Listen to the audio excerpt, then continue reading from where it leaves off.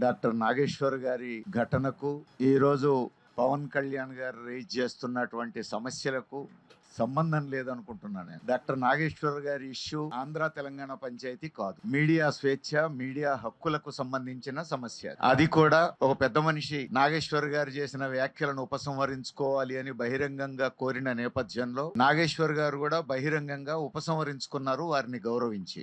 దాంతో సమస్య ముగిసిపోవాలి. కానీ ఇప్పుడు జరుగుతున్నది అది కాదు. పవన్ కళ్యాణ్ గారు తమ సమావేశాన్ని తెలంగాణ ఆవిర్భావ దినోత్సవం రోజు పెట్టారు. ఇది సమస్యను కెలికే ప్రయత్నం తప్ప మరొకటి కాదు. ఒక రాజకీయ పార్టీగా ఎవరైనా ఎక్కడైనా ఎప్పుడైనా సమావేశాలు పెట్టుకోవచ్చు. కానీ తెలంగాణ ఆవిర్భావం గురించి ప్రధానమంత్రి మోడీ గారు చేసిన వ్యాఖ్యలకు, పవన్ కళ్యాణ్ గారు చెప్పిన వ్యాఖ్యలకు తేడా లేదు. ఇది చరిత్రలో అందరికీ తెలిసిన విషయం. అలాంటి పవన్ కళ్యాణ్ గారు నాయకత్వం వహిస్తున్నటువంటి ఒక పార్టీ సమావేశం సరిగ్గా తెలంగాణ ఆవిర్భావ దినం రోజే పెట్టుకోవాలా? ముందు రోజు పెట్టుకోవచ్చు, తర్వాత పెట్టుకోవచ్చు. ఇది సమస్యను కెలకడం కోసం చేసే ప్రయత్నం తప్ప మరొకటి కాదనేది ఎవరికైనా అర్థమయ్యేది. రెండోది, ఒకసారి కెలకడం మొదలైన తర్వాత ప్రతి సవాళ్లు వస్తాయి. వచ్చినప్పుడు పవన్ కళ్యాణ్ గారు ఇది మీ అయ్య జాగీరా అనే పదాలు వాడాల్సినటువంటి అవసరం ఉందా?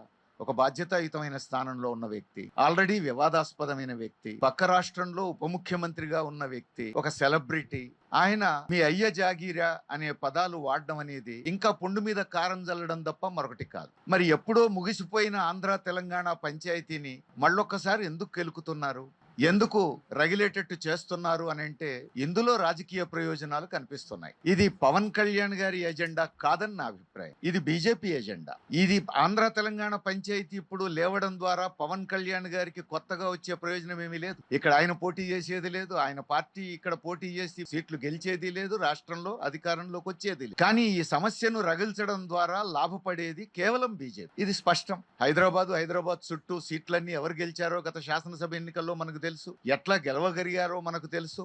ఇప్పుడు ఆంధ్ర తెలంగాణ పంచాయతీని మరొకసారి రగిల్చడం ద్వారా ఆంధ్రప్రదేశ్ మూలాలున్నటువంటి గణనీయమైన సంఖ్యలో ఇక్కడ ఉంటున్నటువంటి ప్రజలకు, తెలంగాణ ప్రజలకు మధ్యన ఘర్షణ వాతావరణాన్ని పెంచి ప్రతిపక్షాల ఓట్లు చీల్చి రానున్న ఎన్నికల్లో కాంగ్రెస్ వర్సెస్ బీజేపీ అనేటువంటి వాతావరణం తెచ్చి లాభపడాలనేది బీజేపీ ఎత్తుగడగా కనపడుతోంది మనకు. ఆ ఎత్తుగడలో ఇప్పుడు పవన్ కళ్యాణ్ గారు ఒక పాచికయ్యారు. ఆయన ఇప్పుడే గారు పార్టీ పెట్టిన వారం రోజులకే పాచికగా మారారు, మనం చూసాం. సరే, అది వాళ్ళ ఇష్టం. కానీ ఇప్పుడు చేస్తున్న పని ఏమిటి? ఇప్పుడు చేస్తున్న పని చాలా స్పష్టంగా ముగిసిపోయినటువంటి ఆంధ్ర తెలంగాణ పంచాయతీని మళ్ళీ రగిల్చడం ద్వారా బీజేపీకి లాభపడే పనిలో ఈ రోజు పవన్ కళ్యాణ్ గారు ఉన్నారు.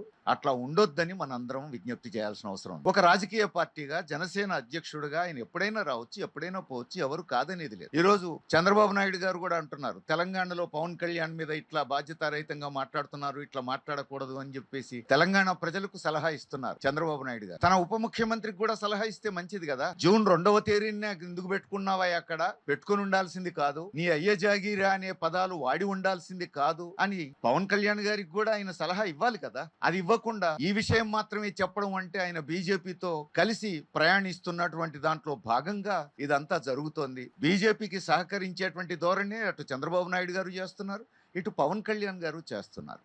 ఇది తెలంగాణ సమాజం కూడా అర్థం చేసుకోవాలని నా అభిప్రాయం. ఏమైనా ఇప్పుడు ఈ ఆంధ్ర తెలంగాణ పేరుతో పవన్ కళ్యాణ్ గారు ఇచ్చి రగిల్చినటువంటి సమస్య మీద ఎవరు ఎంత స్పందిస్తే అంతగా బీజేపీ ఆడుతున్న నాటకంలో వారి వలలో పోవడం తప్ప మరొకటి కాదు. అందుకని దీనికి ముగింపు పలకడం మంచిది. పవన్ కళ్యాణ్ గారు కూడా ఏమాత్రం నిజాయితీ ఉన్నా బీజేపీకి ఉపయోగపడేటువంటి ఈ ఎజెండాను కొనసాగించొద్దు, ఇంతటితో ముగించాలని మనందరం విజ్ఞప్తి చేయాల్సిన అవసరం ఉంది.